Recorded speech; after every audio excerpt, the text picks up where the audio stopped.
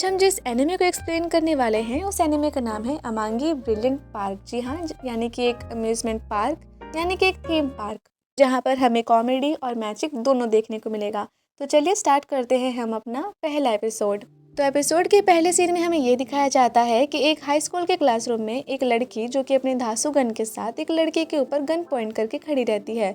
ये लड़की है कौन? तो ये लड़की का नाम है एसुजो सेंतो, जो कि अभी अभी इस हाई स्कूल में ट्रांसफर हुई है। और इस लड़के का नाम है सेया कानिए। कानिए एक्चुअली एक गुड लुकिंग, स्मार्ट और अपने क्लास में टॉप करने वाला स्टूडेंट रहा है।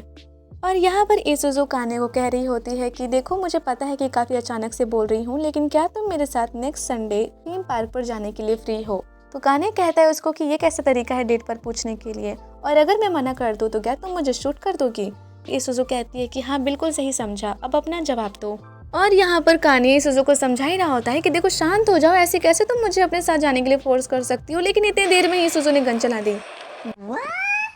बट गाइस, एसुजो ने काने के ऊपर गन नहीं चलाई होती है। इतनी जल्दी हमें खून खराबा देखने को नहीं मिलेगा, क्योंकि एसुजो ने काने के साइड में गन चलाई होती है। तो लकीली काने बच जाता है। और यहाँ हमें अगला सीन अमांगी स्टेशन का दिखाया जाता है, जहाँ पर कानिया खुद को ही मिरर में देखकर तारीफें कर रहा होता है। यार मुझे तो खुद से प्यार हो जाता।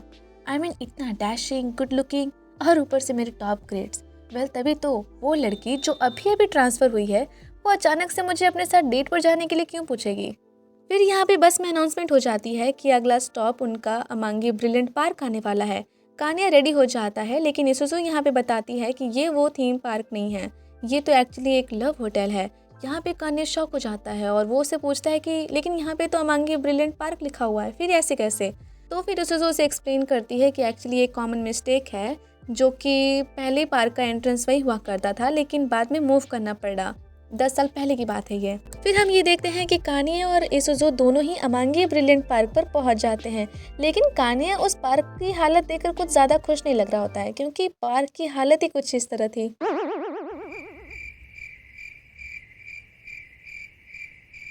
फिर अगले सीन में हम ये देखते हैं कि एसुजो कानिया को सॉर्सरस हिल लेकर जाती है, जहाँ पर वो एक ट्रेन टाइप जैसे पर राइड कराने के लिए कहती है। लेकिन ट्रेन की पटरी की हालत कुछ इस तरह से होती है कि ये देखकर कानिया का कलेजा मुंह के अंदर आ जाता है। By God. Welcome to Muffle Sweet House. ये स्टोर तो चूहों से भर गया है। इन चूहों को मजा चखाना होगा, वो भी आपकी मैजिक वाटर पिस्टल की मदद से।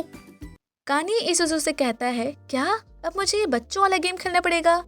यार ये तो बिल्कुल मेरे बाएं हाथ का खेल है। बेसिकली यहाँ पे लगता है काने को कि ये काफ़ी सिंपल शूटिंग गेम है, लेकिन जब वो एक्चुअल में जाता है शूट करने तो उसे पता चलता है कि चूहे काफ़ी फास्ट हैं और वो गेम उसके लिए इम्पॉसिबल हो जाता है ऑलमोस्ट। लेकिन काने ने फिर भी 13 चूहे मारे होते हैं आउट ऑफ 100 में से। फिर हम यहाँ ये देखते हैं कि दोनों को मफल के साथ फ़ोटो क्लिक कराने को मिलता है, लेकिन काने कहता है कि मुझे बिल्कुल भी इंटरेस्ट नहीं है कि मैं कॉस्ट्यूम कैरेक्टर के साथ फ़ोटो क्लिक कर रहा हूँ। और क्या तुम्हें वाकई लगता है कि लोगों को इस तरह की चीज़ें पसंद आती हैं? फिर एसुजो काने को वो फोटोज़ दिखाती है जो कि गेस्ट ने हाई स्कोर लाने पर मफल के साथ फोटोज़ ली होती हैं। और फिर इतनी ही देर में मफल आ जाता है। वैसे तो ये मफल बहुत ही क्यूट है यार। तो उसके बाद एसुजो इंट्रोड्यूस कराती है कि ये है Muffle the fairy of candy. ये यहाँ का मोस्ट पॉपुलर मास्कॉट है। लेकिन मफल और कानिया की आई कांटेक्ट से तो ऐसा नहीं लग रहा होता है कि इन लोगों को कुछ खास अच्छा लगा है एक दूसरे से मिलकर। फिर एसुजो मफल से कहती है कि हम तुम्हारे साथ फोटो क्लिक कराने आए हैं। मफल क्या करता है कि मफल एसुजो और काने दोनों की फोटो क्लिक करता है। ये देखकर काने कहता है कि क्या तुम हमारे साथ फोटो क्लिक कराने वाले नहीं थे? पॉइंट ही क्या हुआ अगर तुम हमारे साथ फोटो क्लिक नहीं कराओगे तो? लेकिन मफल यहाँ पर काने को रिप्लाई नहीं कर रहा होता है। ये देखकर तो काने को गुस्सा आ गया। काने ने वहाँ से जाने का सोचा। काने जाते जाते लेकिन ये कह जाता है कि मैं यहाँ से जा रहा हूँ, वैसे भी मुझे कोई शौक नहीं है एक कॉपीराइट वायलेशन के साथ टाइम वेस्ट करने का। और ये सुन के मफल को गुस्सा आ जाता है। वो काने के ऊपर एक कैमरा फेंक देता है। Oh my God! और यहाँ पर एसुजो कानिया को बताती है कि मफल को बहुत ज्यादा गुस्सा आ जाता है जब उसे कोई कॉपीराइट वायलेशन कह के बुलाता है। तो कानिया कहता है, तो क्या इसका ये मतलब है कि ये अपने गेस्ट पर कैमरा फेंकेगा? और ये ऐसे क्यों खड़ा है जैसे कि मुझे मारने की तैयारी में है? और इतना कहते ही मफल और कानिया की बहुत ही घमासान लड़ाई हो जाती है। और यहाँ पर मफल और कानिया जब लड़ रहे होते हैं तो एसुजो उन दोनों के ऊपर गन शॉट चला देती है। कानिया सोचता है कि क्या एक्चुअली में मैं मरने वाला हूँ? क्या इस पागल लड़के ने मुझे वाकई गोली मार दी? बट कानिया नो, एसुजो की गोली यहाँ पर नहीं लगती है। एसुजो कहती है कि तुम दोनों को लड़ना नहीं चाहिए, तुम दोनों को एक दूसरे के साथ अच्छा टाइम स्पेंड करना चाहिए और दोस्ती करनी चाहिए। कानी यहाँ पे कहता है कि मैं इसके साथ कभी नहीं रह सकता और फ्रेंडशिप तो कभी नहीं कर सकता। और यहाँ पर मफिल भी कुछ कम नहीं रहता है, वो भी ये कहता है कि देखो मुझे भी कोई शौक नहीं है तुम्हारे साथ फ्रेंडशिप करने के लिए। और ये देखकर कानी सोचता है कि वेट, ये बोल भी सकता है। और अगले सीन में हम यहाँ देखते हैं कि कानी इसुजू से कंप्लेन करता है मफिल के बारे में कि वो मफिल कितना बुरा और वियर्ड है, उसके अंदर जरूर बहुत ही बदतमीज बच्चा होगा। तो इसुजू काने को यहाँ पे बताती है कि वेल उसके अंदर कोई नहीं है, सिर्फ मफिल है। काने को यहाँ पे बिलीव नहीं होता है, वो कहता है कि ये किसी तरह का एक्ट है ना। बच्चे जैसे सेंटा क्लॉज को असली समझ बैठते हैं वैसे ही इस मफिल कॉस्ट्यूम वाले को असली समझेंगे कि वो एक असली फेरी है। लेकिन इसुजू यहाँ पे कहती है कि नहीं, मैं सच कह रही हूँ, वो लैंड ऑफ मैजिक से आया है। लेकिन काने यहाँ पे इसुजू की बातों को सीरियसली नहीं लेता है। उसके बाद हम देखते हैं कि इसुजू काने को एलिमेंटेरियो थिएटर लेके जाती है, जहाँ पर 4 फेरीज परफॉर्म कर रही होती हैं, जिनमें से एक का नाम था Muse the fairy of water, सोल्फी द फेरी ऑफ विंड, कापोली द फेरी ऑफ अर्थ और सलमा द फेरी ऑफ फायर। लेकिन इस थिएटर में ज़्यादा कुछ खास लोग दिखते नहीं हैं। ये थिएटर ऑलमोस्ट पूरा का पूरा खाली रहता है, लेकिन फिर भी ये 4 फेरीज परफॉर्म कर रही होती हैं। काने यहाँ पे ये सब देखकर कहता है, ये देखकर तो मेरी आंखों में दर्द हो गया है। फिर वो दोनों रोलर कोस्टर पे जाते हैं, ब्रिलियंट मार्केट, रेसल स्कोर, जहाँ पे उन्हें कुछ खास लोग दिखते नहीं हैं। उसके बाद दोनों फ्री फॉल जाते हैं, जिसकी स्पीड के नाम पे कलंक है। उसके बाद दोनों कॉफी कप पे जाते हैं, जिसकी स्पीड तो हवा से भी तेज है। अब ये सब देखने के बाद तो काने को गुस्सा नहीं था। काने गुस्से से कहता है, ये सब क्या बकवास है, यहाँ की सर्विस और फैसिलिटीज तो बहुत ज्यादा बुरी है। कम से कम लव होटल यहाँ से तो अच्छा दिखता है। यहाँ के थीम पार्क को तो पता ही नहीं है कि एंटरटेनमेंट किसे कहते हैं। अगर तुम चाहते हो कि तुम्हारे ड्रीम्स पर कोई यकीन करे तो सबसे पहले तुम्हें खुद पे यकीन करना होगा। फिर यहाँ पर इसुजू काने को कहती है कि जो कुछ भी तुमने कहा है वो कड़वी जरूर है, लेकिन सच कहा है। फिर यहाँ पर काने इसुजू को कहता है कि भूल जाओ जो कुछ भी मैंने तुमसे कहा है, वैसे भी मैंने ये लाइन किसी बुक से कॉपी किया था। फिर इसुजू कहती है कि पहले मुझे ये लगा था कि तुम अपसेट इसलिए हो क्योंकि तुम्हें एक सिर्फ लड़की ने फोर्स करके बुलाया है, लेकिन अब पता चल रहा है तुम तो पार्क की वजह से अपसेट हो। फिर वो बैग से एक नोटबुक निकालती है, जहाँ पर लिटरली काने के बारे में पूरी जन्म कुंडली निकाल देती है कि उसका पूरा नाम क्या है, अमांगे हाई स्कूल से है, क्लास 2, 4, 60 इयर्स ओल्ड। इसुजू यहाँ पर काने को ये भी बताती है कि तुम एक ओल्डर फीमेल रिलेटिव के साथ रहते हो, हैंडसम, स्मार्ट, एथलेटिक और टैलेंटेड भी हो, लेकिन खुद को इतना एडमायर करते हो कि दूसरों से अलग रहते हो। इसीलिए तो तुम्हारी कोई गर्लफ्रेंड या फ्रेंड्स नहीं है। लंच भी अकेले ही करते हो क्योंकि तुम्हें कोई पसंद नहीं करता है। ये सब सुनकर काने शॉक हो जाता है और वो उसे पूछता है कि ये सब उसके बारे में कहाँ से पता चला। इसुजू यहाँ पर बताती है कि वो काने के बारे में रिसर्च कर रही थी, लेकिन वो ये भी बताती है कि कुछ साल पहले इसी नाम जैसा एक फेमस चाइल्ड एक्टर हुआ करता था, जो कि अपने आप में ही बहुत सक्सेसफुल था। एक ऐसा लड़का था जिसे हर माता पिता देखकर प्राउड होते हैं, लेकिन वो किसी वजह से रिटायर हो गया। उसे भी इस वक्त हाई स्कूल में होना चाहिए। मैं ये सोच रही थी कि वो इस पार्क को देखकर क्या कहता। फिर काने को पता चलता है कि इसुजू उसे पार्क में लाने से पहले ही जानती थी। फिर वो इसुजू को कहता है कि देखो, मुझे नहीं पता कि तुम क्या सोच रही हो, लेकिन जिस कोदामा से या कि तुम बात कर रही हो वो अब एग्जिस्ट नहीं करता है। और अगर तुम उस इंसान को ये जगह ज्वाइन करने के लिए सोच रही हो तो तुम अपना सिर्फ टाइम वेस्ट कर रही हो।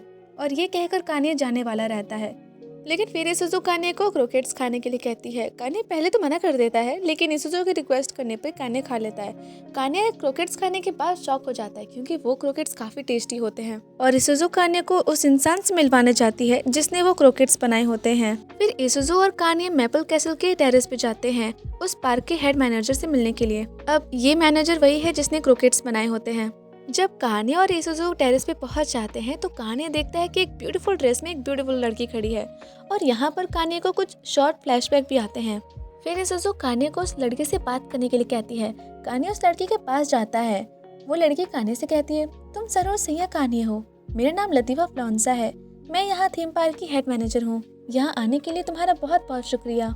काने लतीफा से कहता है कि क्या तुमने ये क्रोकेट्स बनाए थे? लतीफा कहती है कि हाँ, मैंने ही ये क्रोकेट्स बनाए थे, मैं इसे हर दिन बनाया करती हूँ। फिर काने लतीफा से कहता है कि आखिर तुम मुझसे चाहते क्या हो? फिर लतीफा यहाँ पर काने से कहती है कि तुम्हें यहाँ आकर ज़रूर अच्छा नहीं लगा होगा, लेकिन मेरी तुमसे एक रिक्वेस्ट है। ये पार्क बंद होने वाला है और मैं चाहती हूँ कि तुम इस पार्क की नई हेड मैनेजर बन जाओ, क्योंकि सिर्फ तुम ही हो जो इस पार्क को बचा सकता है। ऑरेकल ने भी हमें यही बताया था। अब ये ऑरेकल कौन है ये हमें नहीं पता, ये शायद आगे देखने को मिलेगा। फिर यहाँ पर लतीफा ये भी बताती है कि वो लोग एक मैपल लैंड से हैं, एक असली जादुई साम्राज्य से पृथ्वी पर आए हैं, और अगर उन लोगों ने 25,000 गेस्ट को अगले 3 महीने में अट्रैक्ट नहीं किया तो अमांगी ब्रिलियंट पार्क को फोर्सफुली बंद कर दिया जाएगा, और अगर ऐसा हो गया तो मैपल लैंडर्स अपना घर खो देंगे। इतना सब सुनने के बाद कानिया लतीफ़ा से कहता है कि तुम मुझसे ये नॉनसेंस मैजिक ऑफ किंगडम पर बिलीव करने को एक्सपेक्ट नहीं कर सकती। कहीं ना कहीं लतीफ़ा को भी पता था कि कानिया उसकी बातों पर विश्वास नहीं करेगा। फिर लतीफ़ा कानिया से कहती है कि ठीक है, मैं तुम्हें इसी वक्त अपने कुछ मैजिक शेयर करूंगी। ये सुनने के बाद कानिया को कुछ समझ नहीं आ रहा होता है। तब तक लतीफ़ा कानिया के पास जाती है और वो कानिया को किस करती है। फिर हम ये देखते हैं कि कानिया को पहले जैसे कुछ फ्लैशबैक दिख रहे होते हैं, जहाँ पर वो एक छोटी सी बच्ची और एक छोटे से बच्चे को देखता है। इतने देर में ही कानिया गिर जाता है और ये देखने के बाद लतीफ़ा टेंशन में आ जाती है। अगले सीन में हम ये देखते हैं कि कानिया अपने रूम में होता है और उसकी आंखें खुल जाती हैं। उसके बाद कानिया वॉशरूम जाने लगता है, लेकिन फिर कानिया को इसुजू दिख जाती है और कानिया इसुजू को देखकर बहुत चौंक जाता है और फिर वो भागकर अपनी आंट के पास जाता है और वो अपनी आंट से पूछता है कि वो लड़की यहाँ पर क्या कर रही है। उसकी आंट उसे बताती हैं कि कल रात को वही तुम्हें घर लेकर आई थी और उसकी आखिरी ट्रेन मिस हो गई थी, इसीलिए मैंने उसे घर पे रुकने के लिए कह दिया था। लेकिन फिर यहाँ पर कानिया की जो आंट है वो अपने मन ही मन में ये सोच रही होती है कि आखिरकार कानिया भी अपने डेट पर जाने लगा है। हर बार की तरह इसने लड़कियों को अपना दुश्मन नहीं बना लिया। इसके गार्डियन होने के नाते मुझे बहुत खुशी हो रही है। बट ये सारी बातें कानिया को सुनाई दे रही होती हैं। I don't know how, but सुनाई दे रही होती हैं। और फिर यहाँ पर कानिया अपनी आंट से पूछता है कि ये सब तुम क्या बड़बड़ा रही हो, मैं डेट पर जाने लगा हूँ, तुम्हें ऐसा क्यों लगता है। और यहाँ पर कानिया की जो आंट होती है वो काफ़ी कंफ्यूज हो जाती हैं, क्योंकि वो सारी बातें तो अपने मन में सोच रही थी और उनकी मन की बातें कानिया को कैसे पता चला। और यहाँ पर इसुजू भी बातें सुन रही होती है। फिर कानिया की आंट कहती हैं कि मैं ज़रूर नींद में बड़बड़ा रही होंगी। ये कहकर कानिया की आंट कानिया को बाय कह देती हैं।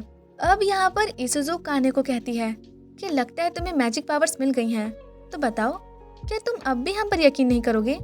और यहाँ पर कानिया हैरान हो जाता है। तो गाइस, क्या लगता है कानिया अब क्या करेगा। कानिया को यहाँ पर मैजिक पावर्स मिल गई हैं, तो क्या कानिया अब अमांगी ब्रिलियंट पार्क का हेड मैनेजर बनेगा। और कानिया को जो फ्लैशबैक दिख रहे हैं, आखिर वो क्या है, वो क्यों आ रहे हैं, उसकी स्टोरी क्या है, ये सब पता चलेगा हमें आने वाले एपिसोड में।